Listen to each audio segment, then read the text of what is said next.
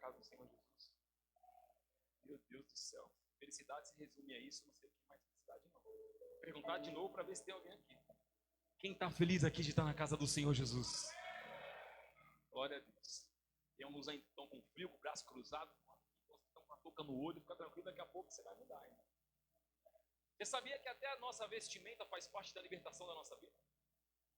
Aquilo que a gente veste representa não quem nós somos, mas representa o que Jesus está fazendo. Não somente a nossa roupa, mas a forma que nós andamos, falamos, ouvimos. Tudo isso nos diz em qual fase da nossa vida nós estamos vivendo a Cristo. Tem pessoas que são frequentadores natos da igreja, todos os domingos estão aqui, não falta um culto, chega mais cedo, serve na casa de Deus, mas ainda não consegue se parecer com Jesus. Porque se parecer com Jesus não é você cumprir uma tabela que foi estabelecida diante de um ministério físico, não. Se parecer com Jesus tem mais a ver com a presença do que com o poder. Presença é quando eu falo com Jesus. Poder é quando eu falo de Jesus. Porque a palavra tem poder para libertar. E a presença tem poder para nos fazer permanecer. Você pode ser liberto pela palavra, mas sem a presença você não consegue permanecer. É necessário as duas estar ligadas. Eu preciso ouvir, mas eu preciso falar com ele. Eu preciso estar pronto para ouvir, mas eu preciso estar obediente para levantar e ensinar. Quem está entendendo isso? Livro de Gênesis, capítulo 4, versículo 1. Olha que maravilha. Estava com saudade de vocês já. Antes de nós começarmos aqui, eu vou convidar você para ficar de pé. Vamos orar pela vida do nosso apóstolo. Fique de pé no seu lugar. A Bíblia fala que a oração de um justo ela tem poder de ser feita. Não é o justo que se justifica, é o justo que tem o seu coração rendido e entregue diante do Senhor. Agora você imagina, se a oração de um justo tem poder, você imagina a oração de uma assembleia inteira. A diferença é que nós não temos que usar apenas o poder desse momento que se estabelece diante de nós. Nós temos que usar a presença que está sobre nós. Então, onde quer que você esteja nesse momento, feche seus olhos. Você vai orar e você vai dar nome sobre a sua oração. Hoje, em específico, nós vamos orar pela vida do nosso apóstolo, que está se recuperando. Senhor, nós entregamos a vida do nosso apóstolo, o apóstolo Wagner, Senhor, diante de Ti. Nós sabemos que somos falhos, Senhor. Nós sabemos o quanto nós erramos. Nós reconhecemos o quanto somos errôneos, Senhor, nessa vida, nessa trajetória. Mas aqui nós estamos, Senhor, diante de Ti, clamando como uma igreja reunida. Como em Atos 2, aquele povo clamava para a vinda do Espírito Santo. Aqui hoje nós estamos clamando para que as Tuas mãos, Senhor, vá de encontro à enfermidade que se estabelece sobre o corpo dele. Que o Senhor não apenas toque no corpo, mas que o Senhor possa tocar na alma, no espírito. Nós sabemos que o Senhor é o Deus de promessas. Nós sabemos que o Senhor é o Deus da cura. Nós sabemos que o Senhor é o Deus da restituição. Da mesma forma que o Senhor tem curado aquela mulher que sofria por 12 anos. Da mesma forma que o Senhor tem curado aquele paralítico que estava na beira daquele tanque. Da mesma forma que o Senhor curou aquele cego, Bartimeu. Hoje eu creio que o poder e a autoridade que está sobre ti há de se estabelecer sobre esse lugar, sobre essa casa, Senhor. Que a tua destra vá sobre a vida dele, onde quer que ele esteja nesse momento, e que possa trazer a existência da cura em nome de Jesus. Em nome de Jesus. Aleluia. Glória a Deus. Aplauda o santo nome do Senhor Jesus. Glória a Deus. Gênesis capítulo 4, versículo 1, rapidinho. Hoje é dia de ceia. Gênesis 4, 1, está escrito assim: e Adão teve relação com Eva, sua mulher, e ela engravidou e deu à luz a Caim, disse ela. Com o auxílio do Senhor tive um filho, um homem. Voltou a dar à luz. Olha naquela versão ali, para mim é parece que está diferente. Vai no versículo 2. Deu à luz também Abel, irmão dele. Abel pastoreava ovelhas e Caim cultivava a terra. Versículo 3. Passando algum tempo, Caim entregou ao Senhor uma oferta dos frutos da terra. Abel também trouxe as primeiras crias do seu rebanho, com a parte gorda. O Senhor olhou com agrado para Abel e a sua... Versículo 5. Mas não para Caim e a oferta deste. Por isso a ira de Caim se acendeu e o seu semblante desfaleceu. Mais um versículo. Então o Senhor disse a Caim: por que você está irado? Por que desfaleceu o seu semblante? 7. Se você fizer o bem, não se levantará. Se porém não o fizer, saiba que o pecado o espreita a porta.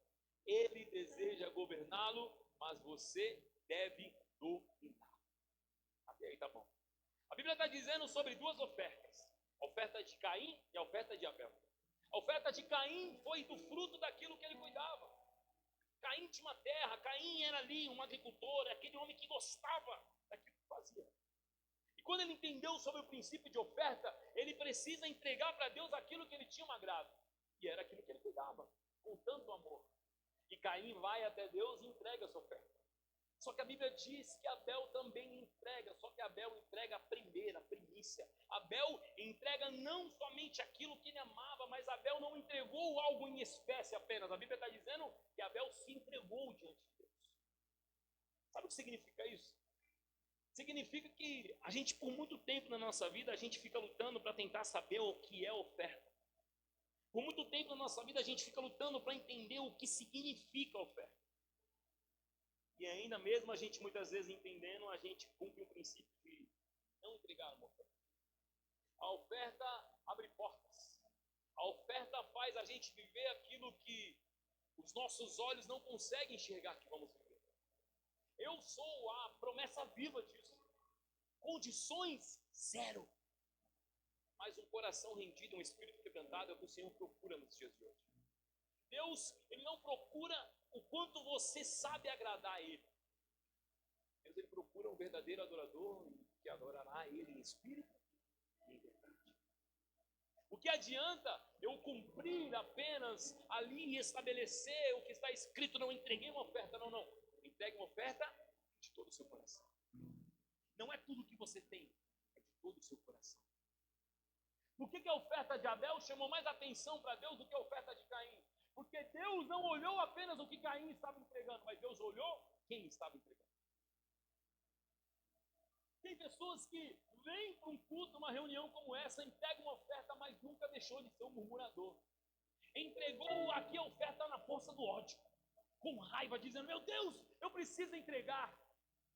Por que eu preciso entregar? Sabe por que a prosperidade não vem sobre a tua vida? Porque a oferta tem se tornado um peso. Sabe o que significa um peso? Porque Deus sabe que se um dia Ele te tirar do monturo e te colocar lá no vale, ali onde tudo acontece, Ele sabe que você vai se desviar do caminho dele. Prosperidade não tem a ver com riqueza. Prosperidade tem tudo a ver com um coração que Deus possa olhar e possa se agradar. Ele está dizendo assim: mais vale o teu coração do que aquilo que você tem para mim. Porque o teu coração, dessa forma, vai continuar fazendo por mais e mais e mais e mais. Quem está entendendo? Nós precisamos entender o que é raiz. Esse final de semana nós vivemos uma imersão. E uma das palavras do apóstolo Edgar na sexta-feira foi justamente essa: que nós estamos tão preocupados com o céu de bronze que na verdade nós deveríamos nos preocupar com o chão de ferro. Porque o céu de bronze pode até estar aberto para você, mas se o chão de ferro não estiver, não tem como ter raiz. Entendeu nada? Sabe o que é raiz? É o que a gente está vivendo. Raiz aonde? Acredito que todos saibam aqui que Deus nos abençoou com uma casa. E dentro dessa casa veio muitos problemas. E um deles chama-se pedreiro. Amém? Quem já teve pedreiro na sua vida aqui? Abençoados pedreiros, né? Que o Senhor possa tocar no coração de cada um deles. Deus possa trazer agora a sabedoria para o pedreiro, amém? Porque ele sabe fazer. Mas ó, não é à toa que a profissão se chama pedreiro, que vem de pedra. E pedra costuma ser bruta. Tem alguém aqui? Pois é, meu irmão. Eu tive alguns problemas com os pedreiros aí. Acredito que todos têm, né? E na sexta-feira eu corri lá na minha casa rapidamente, saí do serviço ali na hora do almoço. Eu tenho um cliente lá bem perto da minha casa. Visitei o cliente numa reunião, o cliente foi muito rápido na reunião. Eu olhei no relógio, era 3 horas da tarde, foi dar tempo de eu correr na minha casa. Aí eu corri lá na casa, estava chovendo, caindo uma chuva. E a rua lá ainda é de terra, e automaticamente vocês sabem que terra vira barro quando tem muita chuva. E aí a minha casa fica numa ladeira assim, eu falei, vixe, o carro não vai subir. Só que eu lembrei que eu não estava com o meu carro, estava com outro carro. E o carro é 4x4, eu falei, ele aguenta subir isso aqui. Subi o carro debaixo de chuva, entrei na minha casa, troquei a roupa, coloquei uma bota suja que estava lá, coloquei a escada lá, subi no poste lá em cima, instalei uma câmera. Falei, quero ver esse pedreiro não trabalhar agora. Isso era 4h30 da tarde, eu debaixo de chuva, em cima do poste, fazendo um furo no poste. Falei, vou instalar uma câmera. Aí eu desci lá, configurei a câmera, eu falei, nossa, tá perfeito. Tá lindo, quero ver esse cara não trabalhar agora. Aí, num dia antes, eu havia ligado pro pedreiro e falado para ele assim, ó, meu irmão, já faz 2 semanas que você não vai na minha obra. 2. O contrato que eu tenho contigo é que minha casa esteja pronta no dia 30 de maio. Hoje é dia 16, quando é aquele dia. E você não vai na minha obra. Então que você cumpra com a sua parte no contrato, porque caminho eu vou cumprir.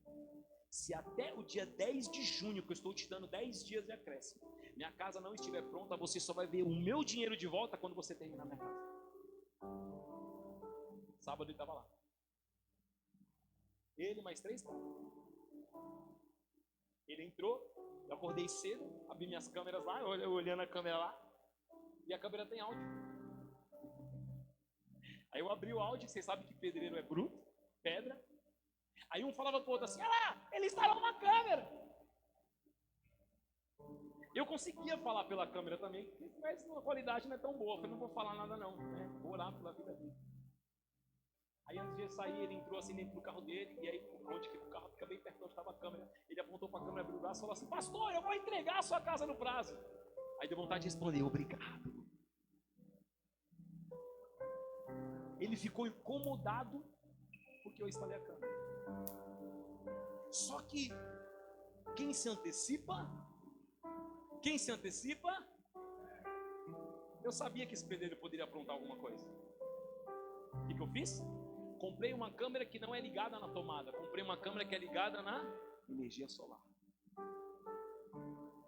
Ele não pode desligar a energia porque eu vou ver ele. Peraí, mas se ele desligar a energia, vai desligar a minha internet. O que eu fiz? Chamei o vizinho. Presta senha do seu Wi-Fi para mim. Conectei a câmera na luz solar e na internet do vizinho. Sabe qual foi a primeira coisa que ele fez quando ele chegou na casa? Desligar o relógio geral. Por que eu sei? Porque os interruptores da minha casa estão ligados no aplicativo do meu celular. Quando eu abri o aplicativo, todos estavam desconectados. Aí eu liguei para o vizinho e falei para ele assim, consegue verificar se tem luz na minha casa? Ele falou assim, não, a primeira coisa que ele fez foi cortar os fios. Eu falei, mas a internet continua funcionando. Ele reclamou de mim pela câmera sem saber que eu estava vendo ele. Eu vi aqui. Isso é o que acontece na nossa vida espiritual com Deus. Aqui na igreja todo mundo sabe agradecer, mas lá fora todo mundo sabe reclamar. A questão é justamente essa, que lá na Jerusalém Celestial tem uma câmera conectada e não é numa tomada aqui da terra, é numa tomada interligada lá no céu, irmão. Quando Deus olha para você, Ele fala assim, como que eu vou abençoar você se você não para de reclamar? Como que eu vou prosperar o teu caminho se você não sabe o caminho que você está? Tem alguém aqui? Quantas pessoas reclamam que a vida não muda? E eu já vi alguns me procurar dizendo assim, mas pastor, está tão ruim assim, é normal? É normal. A Bíblia fala que o dia mau ele viria. E o dia mau não veio para me matar ou para me destruir, o dia mau veio para me ensinar. Eu preciso ser aluno no dia ruim. Deus não tem planos de morte, Deus tem planos de prosperar. Só que quem Deus prospera? Aquele que entrega o seu coração verdadeiramente a Ele. Está na hora de você entender que Deus, Ele não precisa do dinheiro em espécie que você tem, Ele precisa mais do seu coração. Mas é que o dinheiro muitas vezes está interligado aonde? É aí. A raiz de todos os males está onde? No dinheiro. Lutamos todos os dias para adquirir aquilo que, se o nosso coração estivesse rendido ao Senhor, seria muito mais fácil. Muito mais fácil. Você precisa entender que a prosperidade, ela bate a porta do seu coração, mas enquanto o princípio não estiver estabelecido sobre você, não tem como você viver debaixo desse céu. Tem alguém aqui?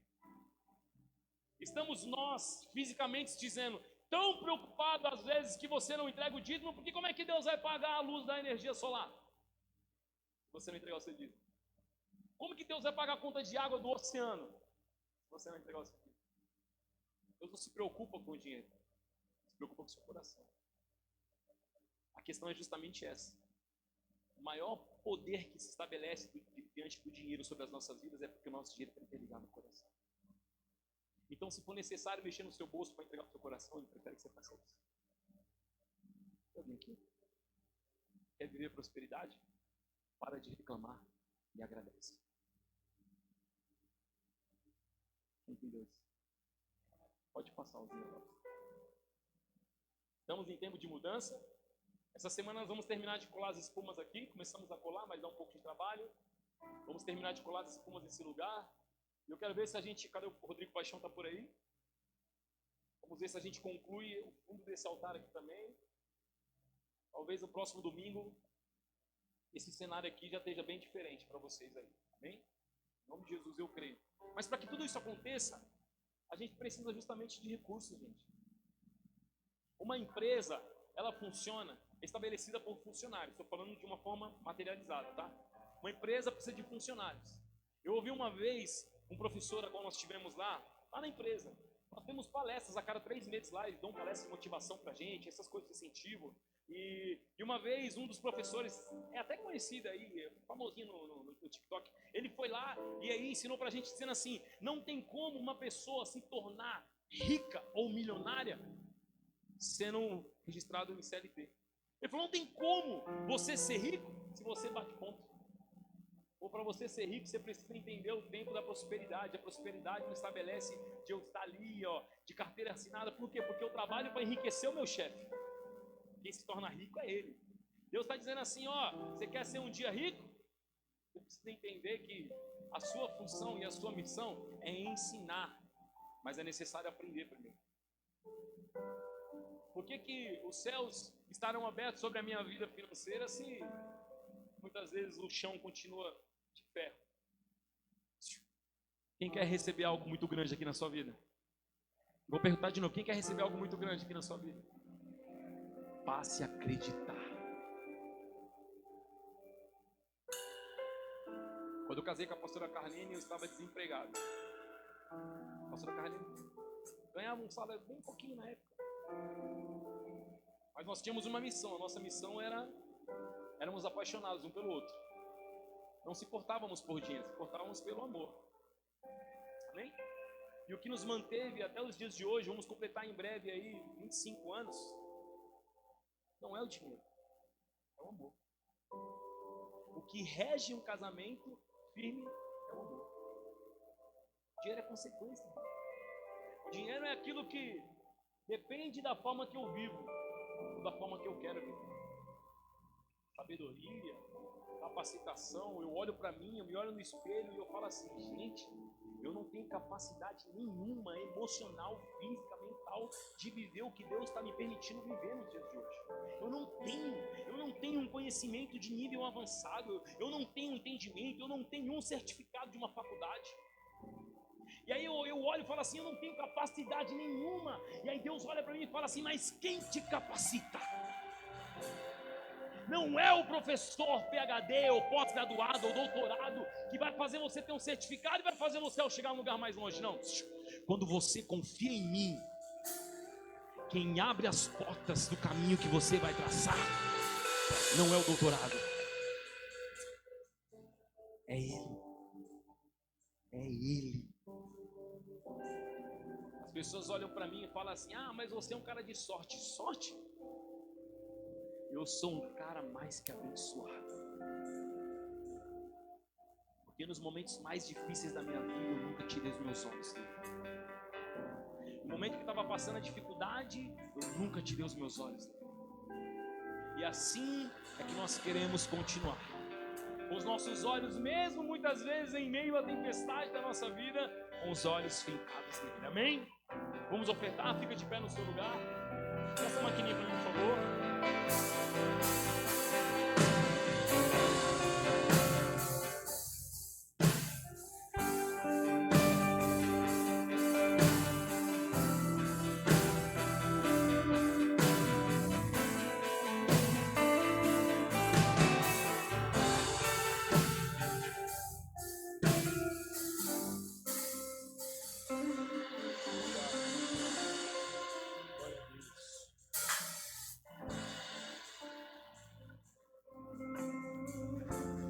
Vou ser bem breve hoje, amém?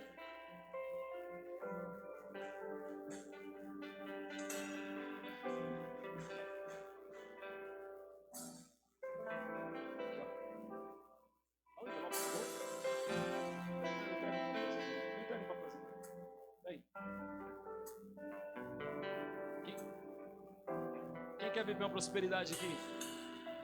Pastor, você está querendo dizer que eu só vou viver se eu entregar dinheiro? Não. Como é que você vai viver se você entregar seu coração? Se entregar seu coração, você vai viver. Senhor, nós queremos agradecer, Pai. Porque por muitas vezes na nossa vida nós murmuramos, nós reclamamos. Quantas vezes na nossa vida, Senhor, nós tiramos os nossos olhos de Ti e tiramos o nosso coração sobre Ti.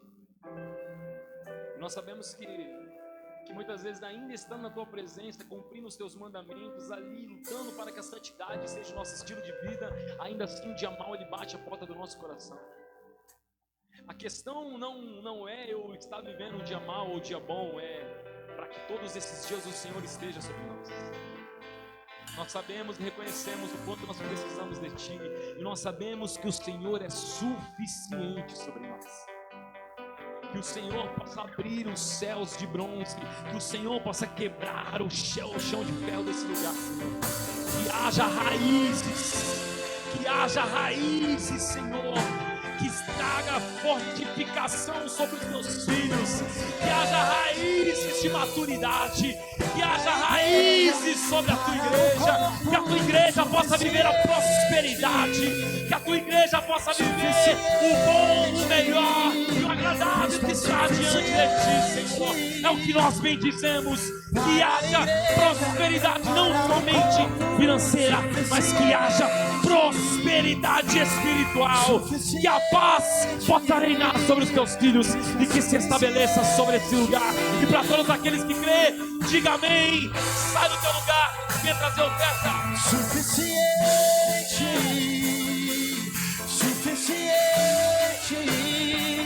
Cristo é suficiente para a igreja, para o corpo. Suficiente,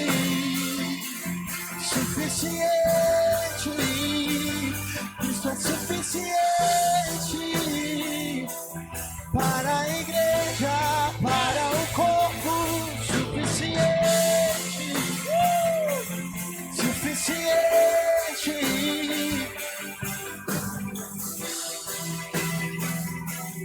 para a igreja, para o corpo.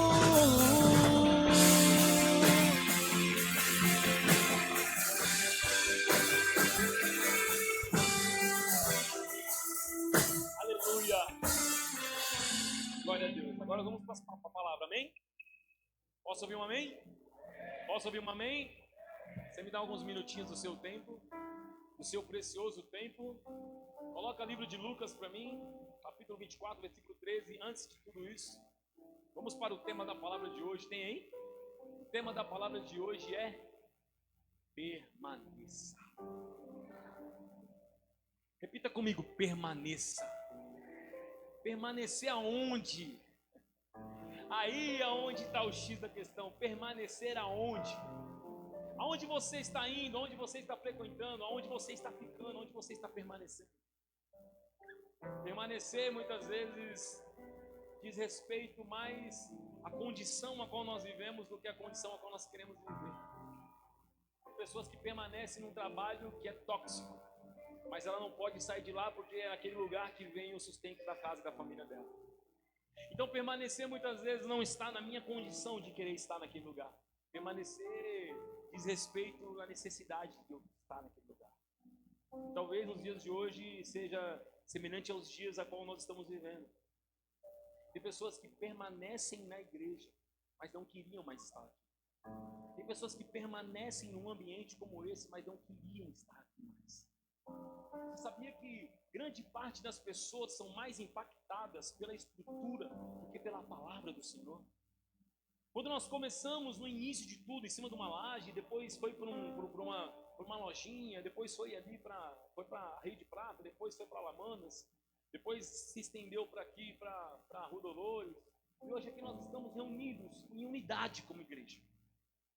Mas a unidade diz respeito não a permanecer de uma forma física, mas de uma forma espiritual. Permanecer porque sobre esse lugar há uma promessa. E a promessa ela não foi dita pelo pastor, pelo apóstolo, pelo presbítero, não. A promessa ela foi dita pelo Senhor, mediante a palavra dele. Só que muitas vezes nós deixamos de crer nessa promessa. A promessa que vai reger os nossos dias, que vai nos direcionar o caminho que eu devo chegar. Estamos tão preocupados com o resultado que nós cambaleamos no processo. Nós deixamos de ser ali, fincados no lugar onde o Senhor está nos conduzindo para caminhar. Dias bons, dias maus, todos esses dias vão vir. Só que eu só vejo pessoa agradecendo e dizendo que ela está sendo abençoada quando a situação da vida dela está boa. Nós temos esse costume de dizer assim: eu sou uma pessoa mais que abençoada por Deus, e aí você se resume a isso pela condição que você está naquele momento. Você é abençoado por Deus e não importa qual seja a situação geográfica que você está passando. Você pode estar vivendo no vale da sombra da morte, quando você pode estar vivendo num dia bom. Para todos esses dias você continua sendo uma pessoa mais que abençoada. Só que eu tenho que crer e viver diante disso. E o que é crer e viver diante disso? A palavra ela tem todo o significado na minha vida. Ela tem poder para mudar o meu destino. Ei, deixa eu dizer uma coisa para a igreja aqui. Deus não precisa juntar os cacos que ficaram para trás para construir uma nova história sobre você. Deus não precisa juntar o que se quebrou da tua vida para construir algo novo para você. Ele só precisa que você creia nele. Como crer em Deus? Como crer naquele que eu não posso ver, que eu não posso ouvir? Como crer naquele que eu só conheço aos domingos? Estamos vivendo num tempo onde a igreja se tornou domingueira. Na minha época de juventude, quando eu não era cristão, nem sabia quem era Jesus, só tinha o conhecimento de quem era Deus, porque eu citava que Deus estava comigo. Naquela época, os domingos chamavam-se matinê. Alguém é dessa época aqui? Só os tiozão levanta a mão. Vou falar de novo. Alguém lembra dos domingos, matinê de domingo? O que era matinê de domingo? Vamos ver se você sabe. Era os dias onde a galera ali se juntava no mesmo propósito para bagunçar, né? Você muitas vezes vivia a semana inteira esperando chegar a matinê do domingo. Não era assim? Fala assim, meu, dá terça-feira, mas não dá domingo. Não era assim? Era ou não era, Cláudio? Você falava, eu preciso chegar ao domingão. Nos dias de hoje, que a sua matinê se tornou um compromisso, as coisas ficaram mais difíceis. Você não tem mais tanta expectativa quando você tinha, quando chegava a matinê, como você tem hoje para chegar ao culto. Sabe por quê? Porque a matinê te dava prazer da carne, te dava alegria. A matinê trazia novas amizades. A matinê talvez te trazia um relacionamento. E hoje, o culto, a única coisa que Deus te pede em primeiro lugar é fazer o quê? Se você quer vir após mim, negue-se a si mesmo. Como é que eu vou querer viver uma matinê dentro da igreja se a primeira coisa que Deus pede de mim é renúncia? Matinê naquela época era tempo de alegria, tempo de a gente desfrutar da carne.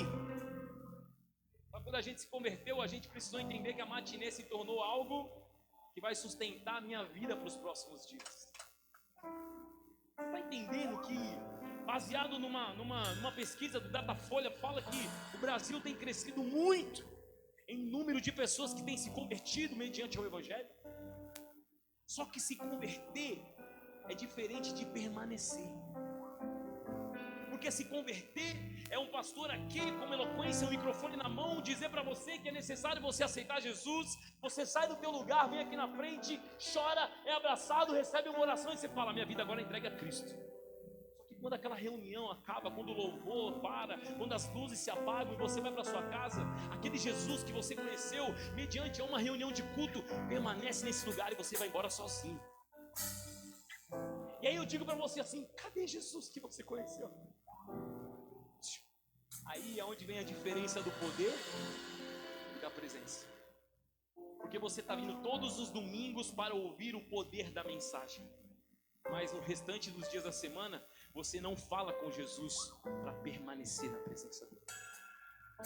Se você quer ter raízes, é necessário você entender que mais vale um dia na casa do Senhor do que 1000 dias em qualquer outro lugar.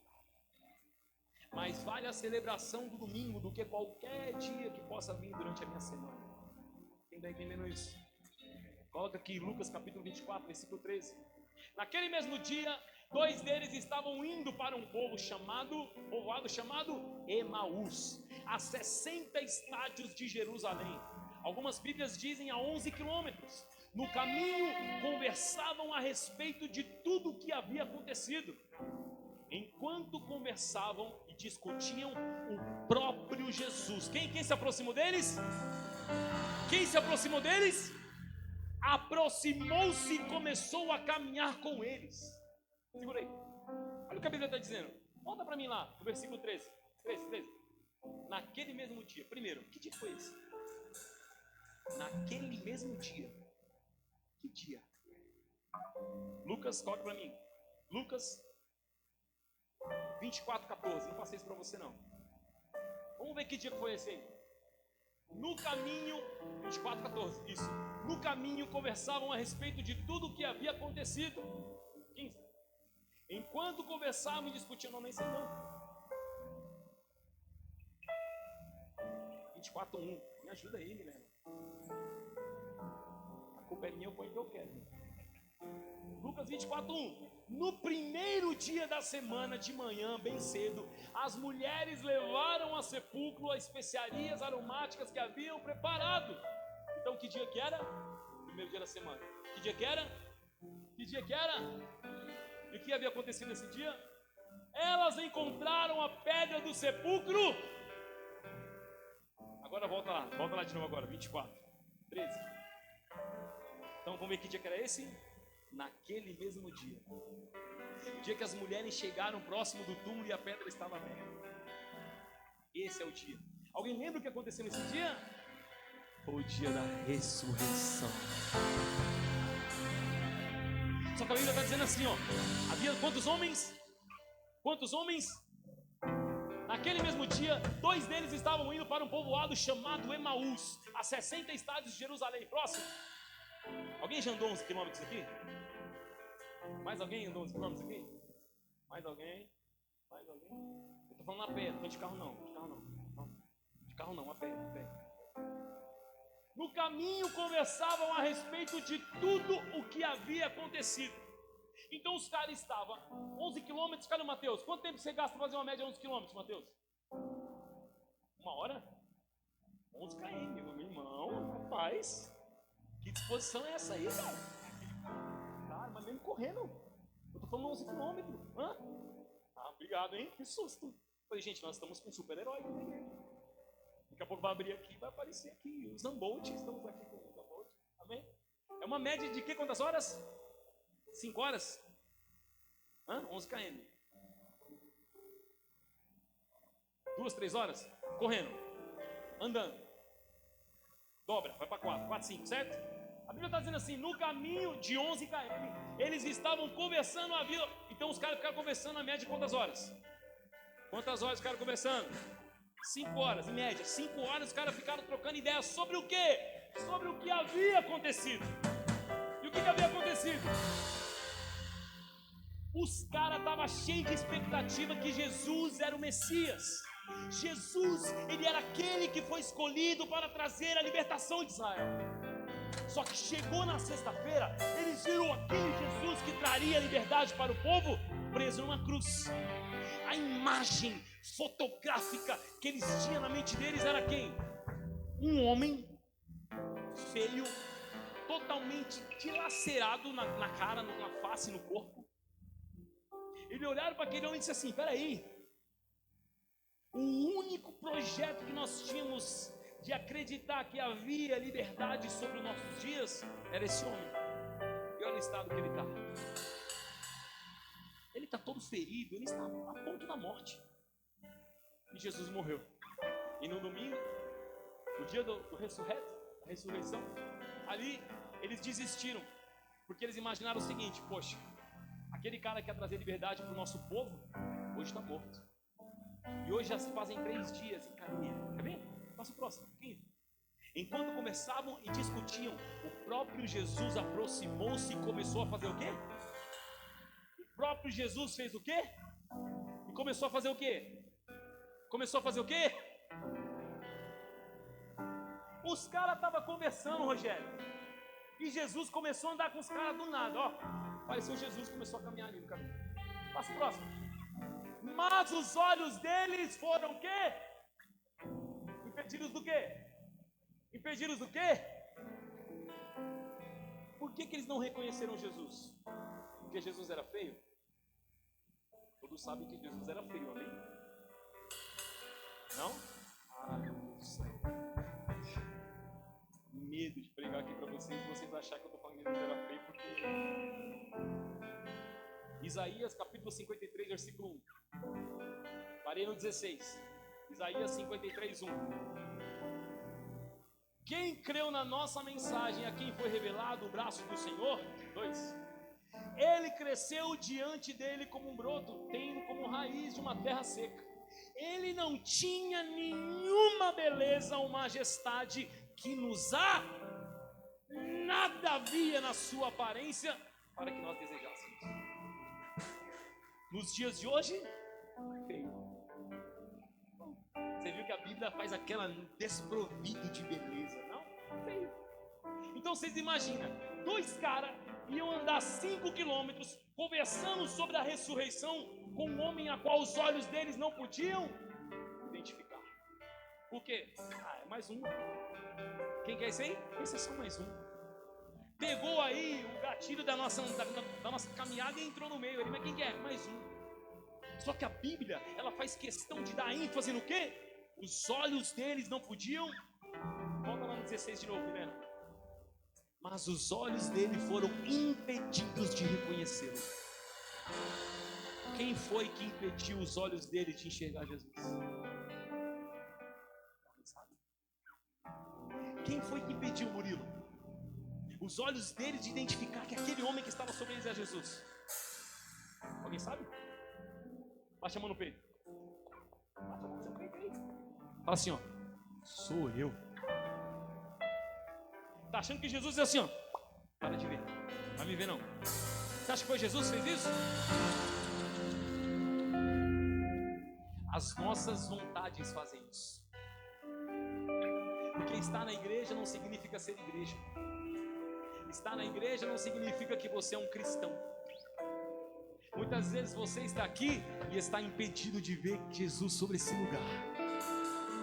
Porque Jesus está sobre esse lugar. Jesus está sobre essa reunião. A palavra de Deus diz assim: onde estiver 2 ou mais reunidos em meu nome, ali eu estarei presente. Significa o quê? Eu não sei qual estágio que você está vivendo, eu não sei qual estado emocional que você está passando, mas eu tenho uma palavra para te dizer: ei, Ele está sobre esse lugar e Ele quer mudar a sua história. Jesus, Filho de Deus. Aleluia! cultos que você já está vindo nesse prédio e você está impedido de ver Jesus? Você já parou para pensar que você entra por aquela porta e você sai talvez pior da forma que você entrou? A questão não está na palavra, está na terra. Vou falar de novo. Tem gente que senta para ouvir, mas não é para ouvir para receber, é para criticar. Aí tá brigando besteira ali. Nada a ver o que ele está dizendo. Olha a conversa dos dois. Eles estavam conversando sobre o que havia acontecido.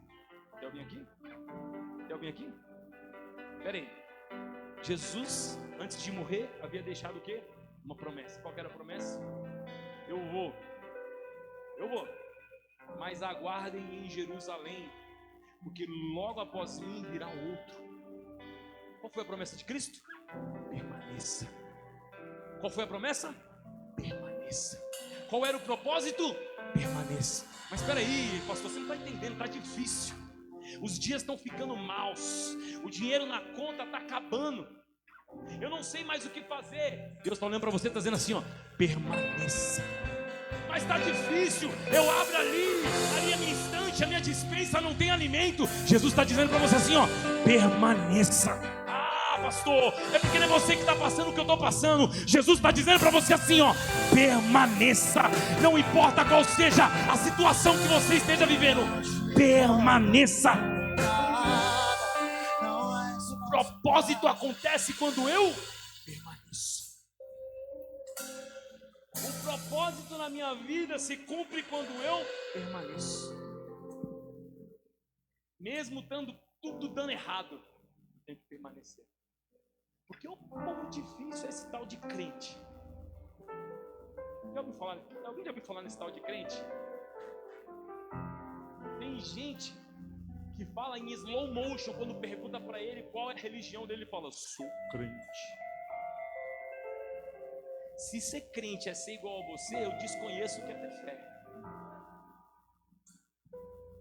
Que crente é esse que dá mau testemunho, irmão? Eu não estou falando da família PT, não estou falando de mim, viu? Porque depois que descobriram que eu era pastor na minha obra, o pedreiro quer fazer do pastor o que quer. Ele é pastor, não vai pegar nada, mano. Pode deixar a obra dele abandonada aí, que ele é pastor. Tem alguém aqui? Tem alguém aqui? Ele é pastor, pega nada. Às vezes eu fico olhando, né, Maria? A gente fica olhando e fala assim, meu irmão, será que, né? Tem as partes boas e as partes ruins, seu Adiel, de ser pastor. As pessoas olham assim, poxa, pastor, né? Homem de Deus, né? Luta ali para permanecer. Outros olham e falam assim, vocês podem dar um tapa na cara dele, ele é pastor. Pega nada. Fecha no trânsito, você é pastor, não vai xingar você não. Tem alguém aqui? Pastor não é apenas aquele que tem um óleo na cabeça. Pastor é aquele que sabe cuidar de pessoas. Davi, antes de derramar um óleo dele e ele ser ungido ao rei daquele lugar, ele já pastoreava ovelhas. Você está esperando receber um óleo para saber do teu chamado? Você está esperando ganhar aqui, ó, no ombro, igual o apóstolo pregou aqui na terça-feira, ganhar um cargo, uma patente aqui no seu ombro, dizer que você é pastor, para você entender quais são as suas responsabilidades? Você está esperando alguém chamar você e dizer assim, fica de joelho que eu vou derramar o óleo, meu irmão. No dia que foi para derramar o óleo na minha cabeça, eu falei assim, tem certeza? Você não quer ligar para o céu de novo, não? Liga no meu celular aqui, pergunta para Deus se é isso mesmo. A responsabilidade não está no óleo, a responsabilidade está no cuidado. O que é cuidado? É cuidado por pessoas, é cuidar de si mesmo. É você saber que tudo que acontece à sua volta é o Senhor abrindo os seus olhos para que você possa ver aquilo que as pessoas não enxergam. 2 homens desistindo do propósito. Qual era o propósito? Permaneçam em Jerusalém até que ele venha. Deu o dia do domingo, ressurreto, os caras fizeram o quê? Voltaram para casa. Conversando no meio do caminho, apareceu quem? Jesus. Só que eles foram impedidos de reconhecê-los. Por quê? Versículo 17. E ele lhe perguntou: sobre o que vocês estão discutindo enquanto caminham? Eles pararam com o rosto como? Por que eles estavam tristes? Porque na mente deles, aquele Jesus que eles haviam conhecido seria a salvação da nação. E aquele Jesus que eles haviam conhecido estava onde? Morto, sepultado. Se entristeceram porque o propósito que iria se cumprir na vida deles não acontecia mais, porque o homem que poderia trazer esse propósito havia morrido. Só que eles não puderam reconhecer quem? Que quem estava andando ao lado deles era Jesus. Olha isso aqui, 18. Um deles, chamado Cleopas, perguntou-lhe: você é o único visitante em Jerusalém que não sabe das coisas que ali estão acontecendo nesses dias? Que coisas? Perguntou. O que aconteceu com Jesus de Nazaré? Responderam: ele era um profeta poderoso em palavras e em obras diante de Deus e de todo o povo. A expectativa que eles tinham: aquele homem era grande demais, ele era um dos melhores. E hoje está morto. Passa o próximo, 20. Os chefes dos sacerdotes e as nossas autoridades o entregaram para ser condenado à morte e o crucificaram. 21. Contudo, esperávamos que era ele que traria a redenção a Israel. Hoje é o terceiro dia desde que tudo isso aconteceu. Eles estavam contando essa história para quem? Eles estavam contando essa história para quem? Agora deixa eu te falar uma coisa, Renato. Se os dois caras estavam conversando, voltando para casa no caminho de Emaús, e Jesus ali embargou no meio dessa caminhada junto com eles, e a Bíblia está dizendo que eles foram impedidos de enxergar quem era Jesus. Olha para mim, olha para mim, olha para mim. Que eles foram impedidos de identificar quem era Jesus. Por que Jesus não restaurou a visão deles, Mário? Foi a primeira coisa que eu perguntei, Marlon. Peraí, se Jesus está andando ao meu lado, eu preciso saber que é Jesus do meu lado, não é, gente? Se eu estou caminhando, vem cá, Marlon, vem cá. Eu estou caminhando aqui com o Marlon aqui, no caminho de Emaús, começando, no meio do nada aparece um terceiro. Por que Jesus não abriu os meus olhos para enxergar que ele era Jesus? Você fala, mano. Por que Jesus não abriu os meus olhos? Ninguém sabe. Porque Jesus sabe o tempo certo de fazer a cura. Quer que eu fale por que Jesus não curou os olhos deles? Quer que eu fale por que Jesus não curou os olhos deles? Porque antes de curar os olhos, Jesus precisava aquecer o coração.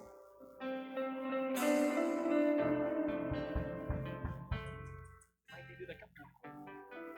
Não tem como eu abrir os seus olhos, igreja, se o seu coração está frio. Para que você quer me ver se você não queima mais por mim? Para que você quer identificar quem eu sou se você mesmo não ora mais por mim? Se você não fala mais comigo, se você não abre mais a sua Bíblia, para que você quer identificar que eu sou Jesus se você não tem tempo mais para mim?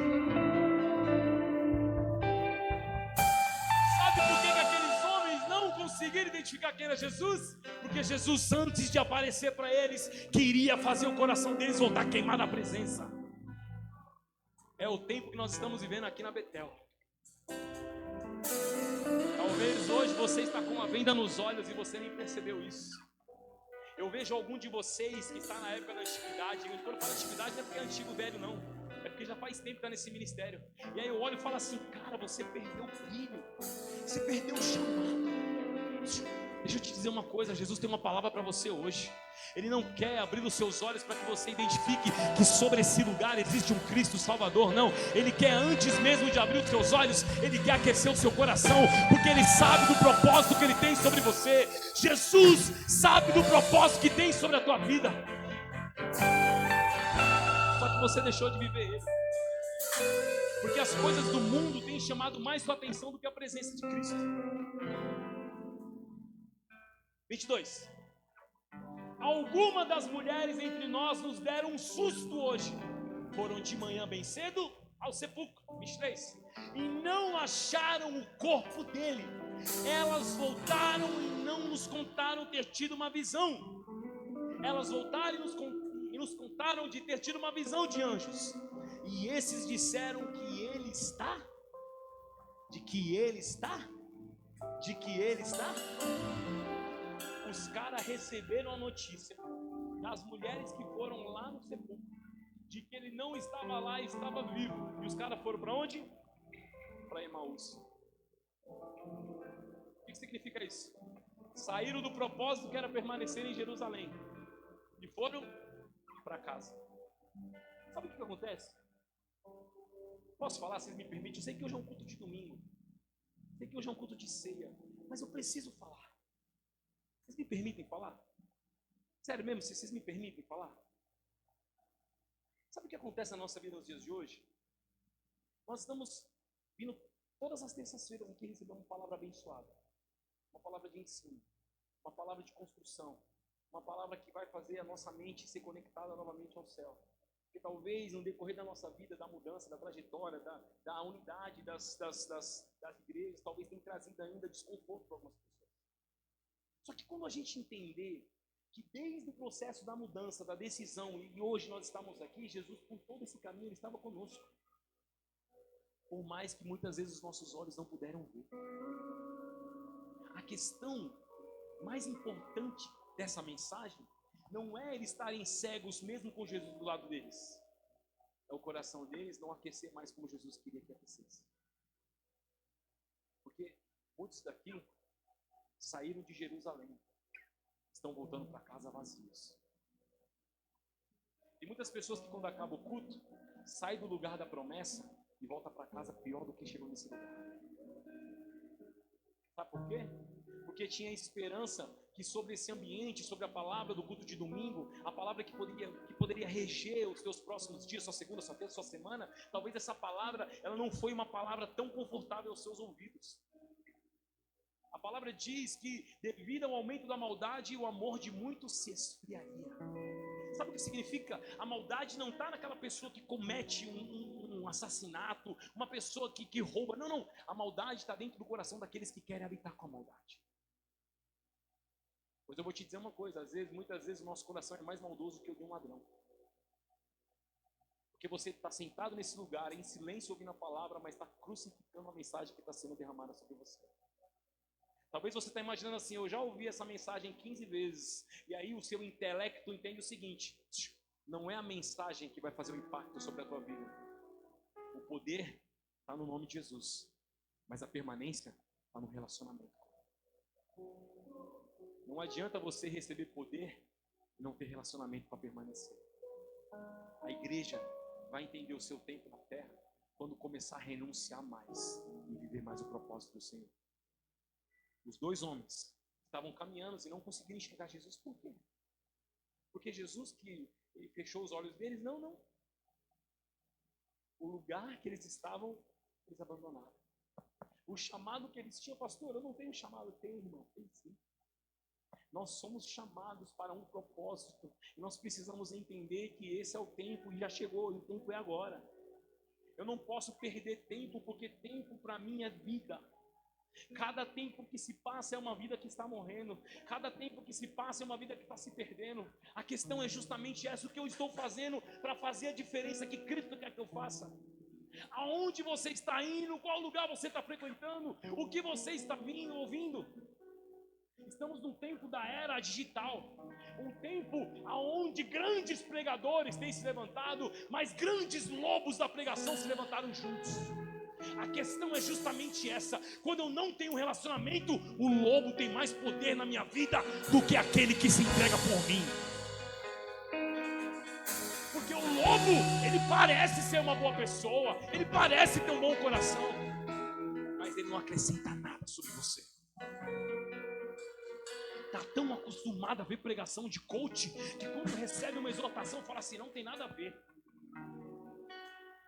Eu não fui viver uma imersão para falar mal daquele ambiente da palavra. Por mais que ela tenha demorado 4 horas para terminar, eu estava ali para viver ela.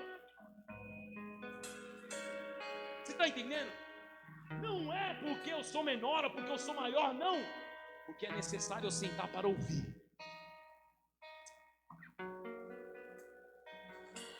Está cheio de gente que se acha demais, a ponto de quase sentar na cadeira que Cristo está sentado. pode até ter conhecimento da Bíblia, mas você não sabe mais quem é o dono dela. Você se perdeu. Você pode até saber quem é Jesus, mas você não consegue mais enxergar Ele, porque o seu coração se esfriou. Sabe o que significa isso? É tempo de a gente permanecer ou permitir deixar o Senhor fazer um transplante no meu coração. Eu olho aqui para a igreja e falo assim, tá cheio de antigão nesse lugar. O que é um antigão? Tá mó tempão na presença de Deus. A questão é, quanto tempo cronológico você está na presença de Deus? Você acha que a quantidade de tempo que você já está, a sua vida já não era para estar diferente? Porque a promessa que Ele tem sobre a nossa vida é pelo seguinte, ó. Quando você se entregar diante de mim, você não vai olhar mais para trás, seu foco vai ser lá. Você pode andar até pela tempestade, mas sobre essa tempestade eu estarei lá.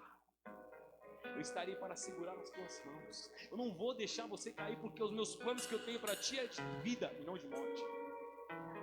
Se Deus tem planos de trazer vida para nós, por que eu tenho medo de me entregar verdadeiramente a Ele? Porque a nossa vida ela é limitada, sabe por quê? Tem gente que fala assim, eu só vou até aqui, ó. Até aqui, ó. Até aqui eu vou, até eu vou, Até aqui eu chego, daqui eu não vou mais não, porque aqui já foge. Pastor, a Bíblia diz que eu devo me entregar na presença dEle, mas eu não posso deixar meus compromissos. Meu irmão, deixa eu te falar uma coisa. Tá pronto para ouvir o que eu vou te falar? Sério, tá pronto para ouvir o que eu vou te falar? Vou falar não.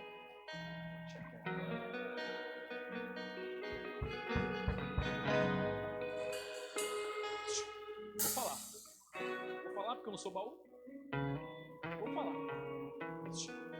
Você está tão limitado ao tempo da sua vida que você perdeu o Kairos de Deus. Está tão preocupado com a sua rotina que nós estamos colando espuma. Nós anunciamos para todo mundo assim, ó, vamos colar espuma.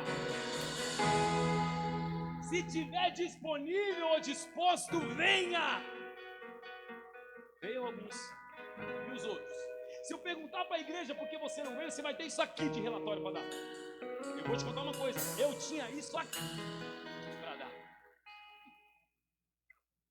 Mas eu sei que tudo que eu tenho, que eu possuo, não é meu, é dele. E se ele fez por mim, por que eu não continuarei fazendo por ele? Você está lutando por um emprego bom, sabe por que você não tem? Porque o seu coração está no emprego, não está mais em Deus. Não é um dia vindo nessa igreja colar espuma que a sua vida ia mudar, não é isso não. Eu estou tentando dizer para você que você está igual esses dois caras aqui no caminho de Emaús. Abandonou o seu propósito e começou a voltar para casa. Abandonou o teu chamado e começou a ir para um lugar aleatório. Para quê? Permanecer no lugar onde o homem morreu? Permanecer no lugar onde aquele que seria a salvação dessa humanidade está dentro do túmulo? Permanecer nesse lugar, porque quem prometeu para você não foi o pastor Celso, não, irmão. Não foi o apóstolo Wagner que prometeu isso para você, não. Quem foi? Foi Cristo. E se Ele prometeu, Ele há de cumprir sobre você. Ele não é filho do homem para que minta, não para que seja.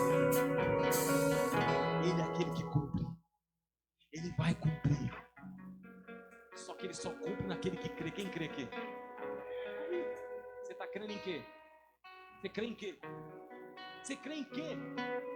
Nem você sabe no que você está crendo. Ai, Jesus. As coisas lá na minha empresa estão tão difíceis para nós que somos gestores. E esses dias nós tivemos uma das gerentes lá, teve um colapso na mente lá e precisou ser socorrida. Acredito que seja por excesso de ansiedade, alguma coisa do tipo. Foi para o hospital, não estava sentindo bem, com muita falta de ar. E aí depois que ela foi socorrida, tempos depois, se passaram 2 semanas, a empresa entrou com um projeto chamado Bem-Estar do Funcionário. Olha que coisa linda. Vamos pensar no bem-estar, já que um quase morreu, vamos pensar no resto, né? Aí pegou só os gestores, os diretores, e aí marcou uma consulta para a gente a cada 3 meses para passar com um psicólogo dentro da empresa. Eu falei, meu Deus do céu, esse aqui vai ter trabalho. Né? Aí trouxe o psicólogo. Aí, no primeiro dia, ele atendeu 4 gerentes, e aí, no outro dia, ele atendeu os diretores, né? Eles queriam saber da nossa rotina, tudo. Aí eu sentei na cadeira lá e comecei a falar. Eu faço isso. E a mulher ela só ouvia, ela não abria a boca, só ouvia. Isso. Pô, legal, tá. Aí eu brincando com ela, eu falei assim, depois que eu falei tudo isso, a senhora vai passar algum remédio para me tomar? Aí ela olhou para mim assim, você acha que você precisa? Eu falei, não, a psicóloga quer você. Ah, mas se você pediu é que acho que você precisa. Eu falei, não sei, talvez sim, talvez não sei. E aí ali ela falou assim, eu vou precisar continuar te acompanhando. Eu falei, ixi, Mário, tô doido. Quando acabou a minha consulta, ela reuniu numa sala de reunião os 4 gerentes que passaram, porque ela não deu um relatório, nem um diagnóstico individual para ninguém. Mas ela sentou na mesa e ela nos fez uma pergunta no coletivo dizendo assim: se hoje vocês tivessem a possibilidade de ganhar 10 milhões amanhã cedo na conta de vocês, e a outra oportunidade fosse de vocês acordar, qual vocês escolheriam? Vou perguntar de novo. 10 milhões na conta amanhã ou acordar? Qual? Por que acordar? Porque 10 milhões eu não poder acordar, porque eu faço com 10 milhões, pastor. Na hora ali, Marquinhos, eu ouvi aquilo e falei assim, tem que acordar, né? Porque como é que vai gastar o dinheiro sem acordar?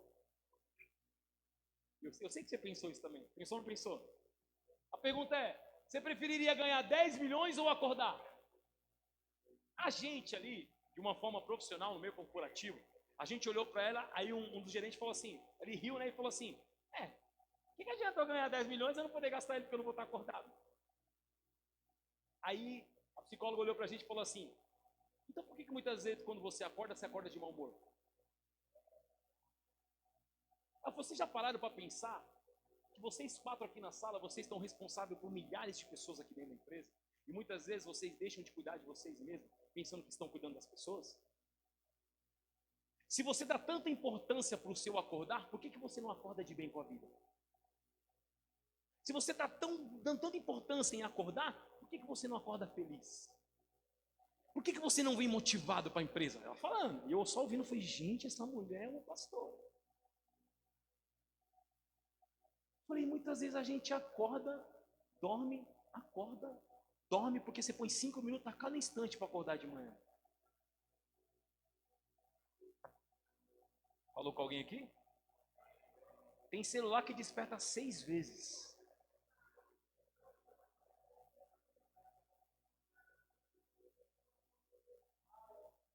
Preenche aquela parte do relógio todinho assim, ó. 5, 5 e 1, 5 e 2, 5 e 3. Tem alguém aqui? Tem alguém aqui? Se você dá tanto sentido em acordar na sua vida, por que você não acorda diferente? Você já parou para pensar que se você pegasse esses 5 minutos que você coloca para dormir e acordar, se entregasse esses 5 minutos para Deus, toda a sua semana podia ser diferente?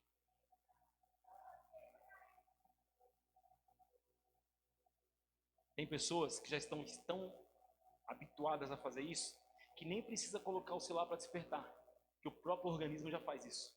Acorda, dorme, acorda, dorme. Tem alguém aqui? Mas deixa eu te falar uma coisa. Sabe por que você coloca o celular para despertar várias vezes? Alguém sabe? Alguém sabe? Porque para você uma noite de sono não é suficiente. E aí você precisa enganar o seu organismo e ensinar a ele que você está dormindo várias vezes. Você imaginou se a gente colocasse Jesus no meio dessa história? Eu colocasse para despertar apenas uma vez e quando eu acordasse eu tivesse o privilégio de conversar com ele? 2 homens perderam um propósito, porque a expectativa que eles geraram em Cristo havia esmorecido. Quantos de vocês geraram expectativa nos homens e hoje talvez estão sentados nessa cadeira, não mais cheio daquela alegria de servir ao Senhor, mas talvez com o rosto entristecido, porque você acha que você não tem mais propósito, porque você acha que você não tem mais significado. Mas peraí, me tiraram do ministério, eu não gostei. Sério? Você está chateado com isso? Eu estou chateado porque o irmão veio dar uma palavra do meu casamento e eu não gostei do que ele disse. É sério, você está chateado com isso? Tem tanta coisa na nossa vida para a gente aprender e você está perdendo tempo se chateando com poucas coisas. todo domingo você vem para a igreja para ouvir uma palavra de cura, de libertação, de restauração, de restituição, uma palavra de crescimento, de paz. Só que você recebe essa palavra, mas quando você vai embora, você deixa a palavra aqui. Deixa eu te contar uma coisa. Essa reunião ela vai acabar. E quando a gente encerrar no último amém, talvez você vai conversar com o irmão que está sentado do teu lado, conversas aleatórias, mas não sobre a palavra nem sobre a presença. Talvez quando esse culto acabar, você vai para a cantina, vai contar piada, vai falar do teu trabalho, mas de Jesus não tem mais assunto com aquela pessoa. Sabe por quê? Porque os meus olhos se fecharam e o meu coração não queima mais por Ele. É tempo de eu enxergar e deixar o meu coração se aquecer por Cristo. Quem está entendendo isso? 24. Alguns dos nossos companheiros foram ao sepulcro e encontraram tudo exatamente como as mulheres haviam dito, mas não o viram. 25. Ele lhes disse: como vocês custam a entender e como demoraram para crer em tudo que falaram os profetas?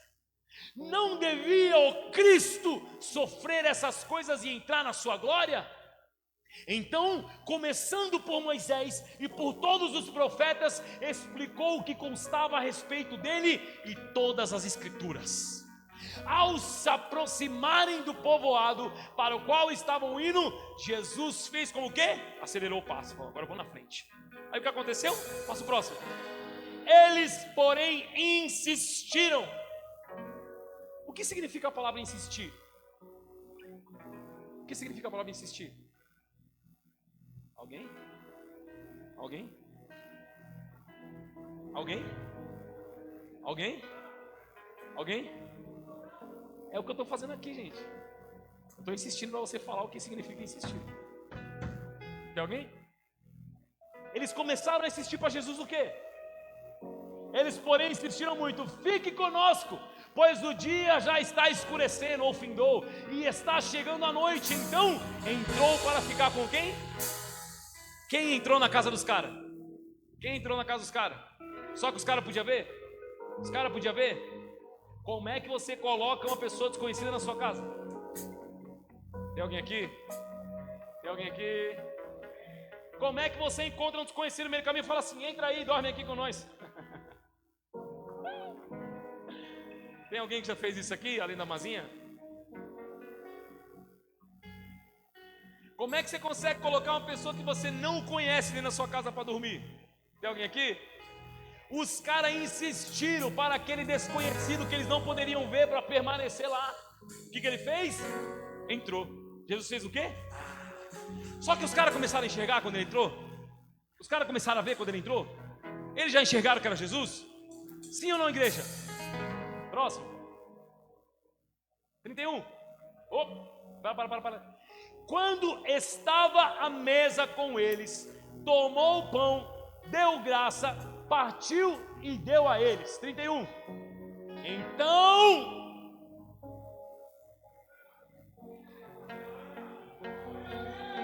Então o quê? Alguém me dá um pedaço de pão aqui, por favor? Dá um pedacinho de pão para mim aqui. Volta. Obrigado, Cleitinho. Ó, Marley, me ajuda aqui, vem cá. Ó, vamos se apegar ao detalhe da palavra? Segura aqui. Vem pra cá, senão o pessoal não consegue ler. Aí vira pra cá, aí. Quando estava à mesa com eles, ele fez o quê? O que ele fez? E fez o que mais? Agora está o X da questão. Ele dividiu ou ele partiu o pão? Ele dividiu ou ele partiu o pão? Por que ele não dividiu?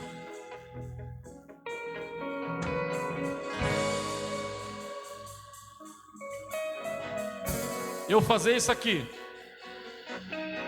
eu não estou dividindo? Então não estou dividindo. Por que a Bíblia está dizendo que ele não dividiu? Por quê? Fala. Agora você vai falar, fala. Ih, Marcos, fala. Porque o pão era ele? Jesus, você divide ou você parte? Porque divisão não traz multiplicação. Sabe o que a Bíblia fala? Ele partiu. Porque quem parte, multiplica. Quem parte, cresce. Quem parte, alimenta. E quem divide? Quem divide. Você não está entendendo, irmão? E Jesus deu graça e partiu o pão. E os olhos deles fizeram o quê? O que aconteceu com os olhos deles?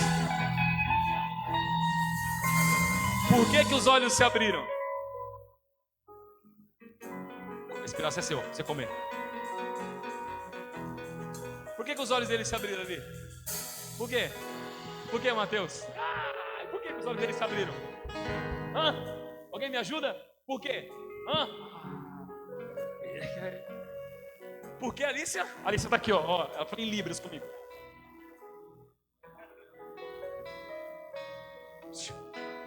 Os olhos deles se abriram porque existe um propósito.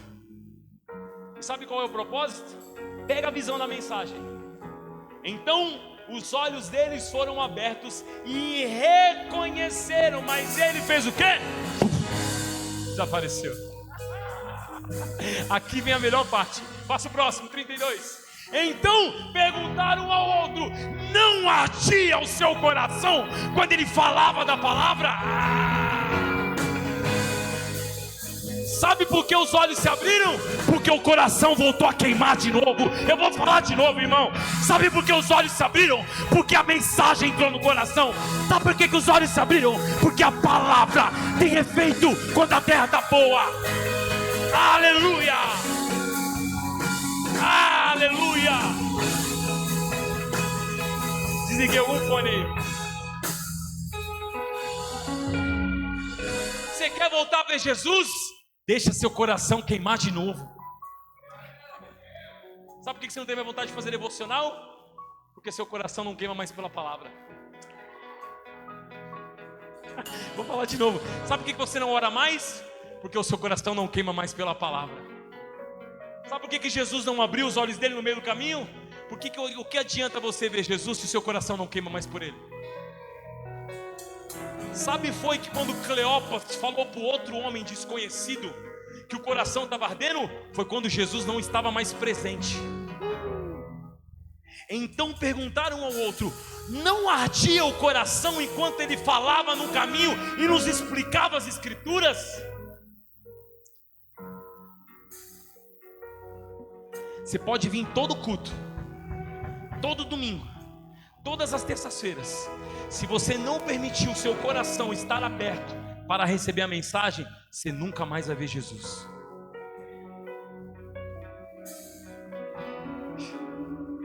Como assim? Você quer ver? Antes de ver com seus olhos físicos, Ele quer que você enxergue com seu coração. Tem alguém aqui? Devido ao aumento da maldade, o amor de muitos se esfriará. Os caras saíram do propósito e foram para casa. Sabe por quê? Porque deixou o coração deixar de queimar. Sabe por que você está assim frio? Sabe por que você vem para a igreja cumprir uma tabela na sua vida? Sabe por que você não dá mais ouvidos para o teu líder, para o teu discipulador? Sabe por que você não responde mais mensagem? Sabe por que você não entra mais no grupo? Sabe por que você não vem mais ajudar a colar espuma? Que você não vem para a recepção? Que você não vem varrer? Que você não vem servir? Sabe por que você não vem mais colar o altar? Sabe por quê? É porque não é porque você não enxerga mais Jesus, é porque o seu coração não queima mais por Ele. Eu nunca mais vou pregar aqui. O povo não dá nem um amém, não vou pregar mais aqui não. Vocês estão me olhando feio por quê? Está me olhando feio por quê? Tem uns que tá assim, ó. Eu não vim mesmo não, pastor. Tá bom, irmão. E não precisa vir não. Eu só vou te dizer uma coisa. Talvez vir colar espuma seja a oportunidade que você tem de fazer seu coração voltar a queimar de novo. Não está na palavra apenas. Você quer ser maior? Maior no reino? Quem quer, Nívia? É aquele que serve. Sabe por que você não tem mais tempo para Deus? Sabe por que você não tem mais tempo para Deus? Porque você deixou de acreditar quem é Deus na sua vida. Os jogos, os campeonatos têm mais importância na vida de muitos do que o culto de domingo. Os aniversários de 15 anos têm mais importância para muitos do que o culto de domingo. O churrasco da família, mas hoje é dia de churrasco, porque churrasco vem da carne, mas a palavra vem do Espírito. A palavra que liberta vem do Espírito.